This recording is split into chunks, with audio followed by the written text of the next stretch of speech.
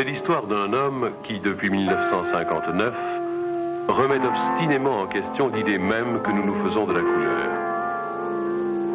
Ce qui caractérise cette peinture, c'est son pouvoir de métamorphose. Là où l'impressionniste Claude Monet peignait jadis plusieurs toiles d'une même cathédrale pour rendre la réalité changeante de la lumière, Grosdiès ne propose qu'une surface, mais si sensible aux rayons lumineux qu'à chaque variation de l'intensité électrique ou solaire, c'est une œuvre nouvelle qui paraît, imprévisible comme la vie même, mouvante et diverse comme elle. 1000 tableaux se proposent ici sur la surface d'un seul. Quand on examine un Grosdiès, on constate que le fond en est régulièrement tapissé de petites surfaces de couleurs vives ou sombres qui se confondent dans l'œil du spectateur pour peu que celui-ci prenne quelques pas de recul. Séparés sur la surface de l'œuvre, tel rouge, tel blanc, tel vert, se mélangent ensuite dans notre regard inextricablement. Que se passe-t-il quand un rayon lumineux vient frapper une surface peinte en rouge dans une physiochromie de Grosdiès? Observons cette mutation en gros plan. Examinons-la à l'échelle d'un seul des multiples canaux qui composent chacun de ces tableaux. La lumière bute sur le fond rouge, rebondit et s'en va se projeter par ricochet sur la surface avoisinante qu'elle colore de la même teinte rouge adoucie.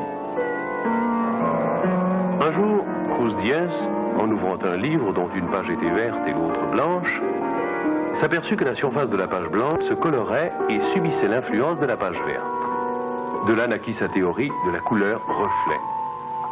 Désormais, la couleur n'allait plus être pour lui un pigment posé sur une surface, mais avant tout la projection de ce pigment dans l'espace, grâce à l'action portante de la lumière.